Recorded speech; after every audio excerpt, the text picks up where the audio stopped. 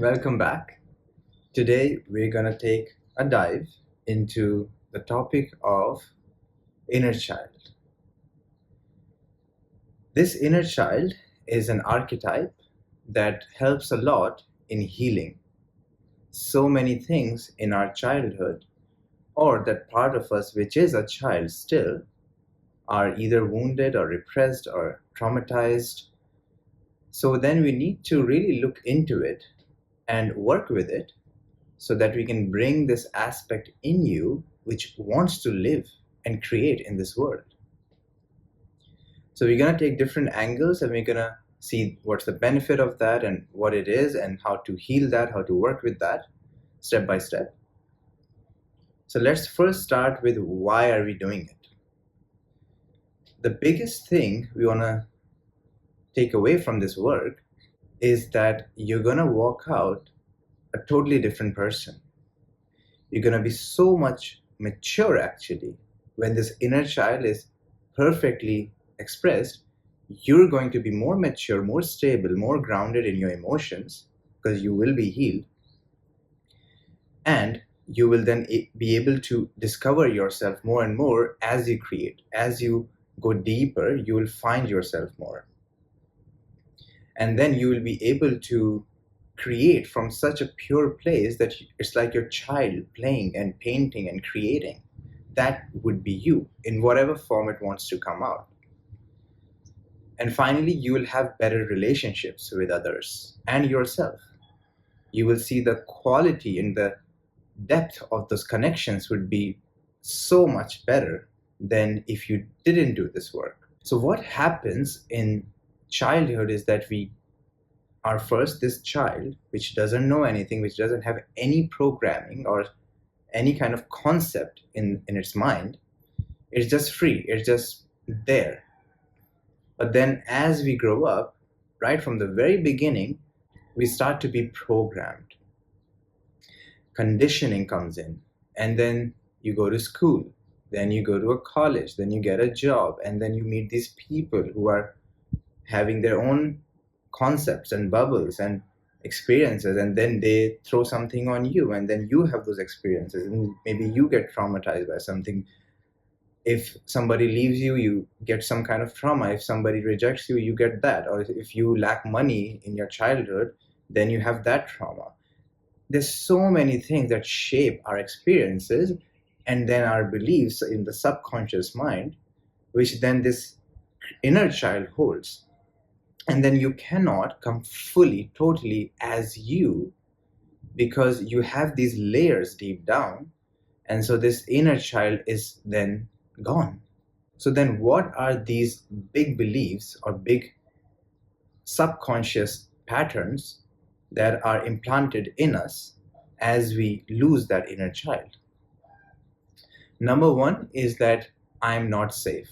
Something happens, maybe you get some traumatic experience, or maybe that you don't have enough money when you were a child, or the resources didn't flow through you, you didn't have proper nutrition. It could be any of these scenarios, but the key takeaway for the subconscious mind is that I'm not safe. And when you're not safe, when you don't feel safe and secure within, then you cannot step into that inner child which is wanting to create, to play. How can you play when you're stressed and afraid? The second belief that comes in is I'm not loved. Now this could be somebody abandoning you, somebody rejecting you, or that you never had such a deep, intimate love with anyone, whether it's your family or your romantic relationships. No matter what experiences you gain, as you experience these heartbreaks or breakups or betrayals, no matter what it is, you feel that you're not worthy of love, that you are not loved. If that is the inherent belief that is hiding underneath, then you got to work with it. Then you got to see through it, first of all. That's why we're making it very obvious. First is that I'm not safe, and then the second is that I'm not loved. And it's a huge step to just become aware of these. So then we come to the final one, third one, which is the biggest one, is I am not good enough. There you go.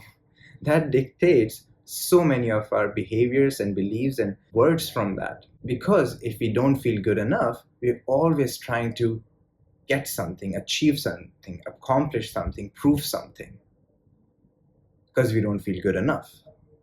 And if this is the driver, if this is what's driving us, then we cannot come as pure inner child that wants to come through. It will always be some kind of distortion like that, and then you wouldn't be awake, alive, fresh, renewed in your inner child. Now, for me personally, the third belief, which is I'm not good enough, was the most prominent belief that was there for so many of my years that I lived.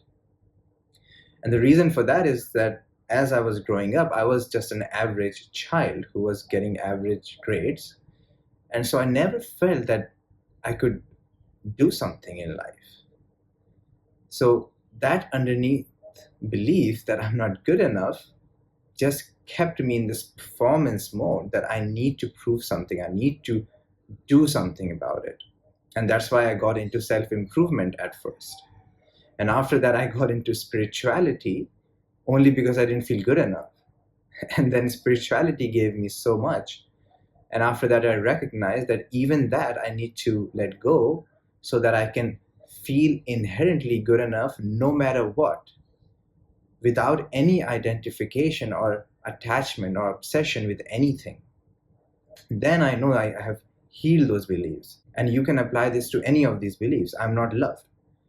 If you base that on an idea of finally finding a partner to love or to be loved, then that's not it. You first have to be love. You just have to be the source of love. And then you know that you have mastered this belief, which is not true. And also applies to that I'm not safe. If you inherently come to this point where you feel safe, where you feel that you have no fear, just by also observing that you are safe, that you are okay in this moment. And then this translates to the subconscious mind, and then you don't need to put up those guards and subconscious patterns in life that are always constantly running the show. Because what happens is that if we keep these beliefs in us, then the fear of lack, fear of abandonment, and the fear of failure, these will haunt us all our lives. And then the inner child wouldn't be able to play at all. If there's lack, if there's abandonment, if there's failure, how can the inner child express itself? It'll be paralyzed. And so that's what happens with us. As we grow up, as this mature adults, we're doing our jobs or whatever roles that we are playing, we completely forget this inner child because we don't feel safe. We don't feel that we can take risks or that we can be love rather than seeking love from the world, or that we are good enough just by in our beingness, not in any doing, not in any accomplishment. Because then you can play, and then whatever accomplishments or whatever romantic partners or whatever abundance you attract, those are just addition to that inner child playing. This is not to prove anything. This is not to finally feel whole and complete and full. It's that you are playing, you are dancing, you are creating, and in that creation, these things will come because you are in that energy, that frequency, in that joyful playfulness. And that's what the inner child is all about. That you're gonna tap into that more and more, and then you're free from anything and everything. And from that freedom, then you can choose your expression. How do you want to express? How do you want to paint? How do you want to dance? How do you want to sing? No matter what it is for you. And then you're doing it. And people may appreciate it, or people may not appreciate it. But that's not the concern of the inner child. Inner child just wants to play, just wants to express. And that expression will be of service to whoever it wants to be of service of, because you're coming from that frequency. So I already gave you the first step, which is awareness of these things, of these beliefs, of these patterns. And you need to really take it all the way. Every time these things run your show, just become aware. Oh, I must believe that I'm not good enough. I must believe that I'm not loved. I must believe that I'm not safe. So you become aware of that, and then you choose. You choose what? You choose self-love. You choose confidence. Confidence is the masculine aspect, and the self-love is the feminine aspect. When these two then come together, confidence and self-love, then the inner child can play. You see, it's just like any union of a masculine and feminine. When they come together, the child is born, is the same thing, that when the confidence, innate inherent confidence of your beingness, not in anything in particular, if you can feel worthy and good enough by yourself, and if you can love yourself unconditionally without needing to be perfect, then this marriage gives birth to this inner child which feels safe. And then it can create, it can play, it can be joyful. And this is you. This is what you want to do. And of course, you do also, as in this adult life, you take responsibility. And we're going to talk about these things later on as I talk about the divine masculine and the divine feminine archetype later in other videos. But for now, just understand that from here, as you play, you will be also responsible. You will be, of course, be mature also. But this childlike playfulness, this creativity that wants to come through you is not worth losing. You got to claim it. You've got to come back to that child that is craving to be seen by you. And so one of the things you can also do is that you can journal and talk to itself. Hey, where are you? How are you? When did you get repressed? When did you get traumatized? What do you need? How can you be more alive and active? What beliefs are holding you back? And then become aware of those things and then choose better. As I already talked in the video before, that you've got to choose that confidence and self-love. And this may take some time as you heal these things in you. No matter what healing modality you choose, ultimately it all comes down to this, what I've just explained in this video, this structure. If you can work with this, if you can become aware and then choose better, choose the truth, which is this innate confidence and that unconditional self-love, then you are going to flourish. You're going to thrive. And you may have to do it over and over again until this is your default mode, until you're not performing, until you're not proving, until you're not feeling unsafe. You are in love and you are confident. And then you're creating. And you may slip up, you may make mistakes, you may be imperfect in your creations. But that's not what inner child cares about. Inner child may want to improve, may want to become better. And you let that happen too, naturally. But you see, this is just a part of a game then. It's not some serious thing that you need to do. You improve also in your creations.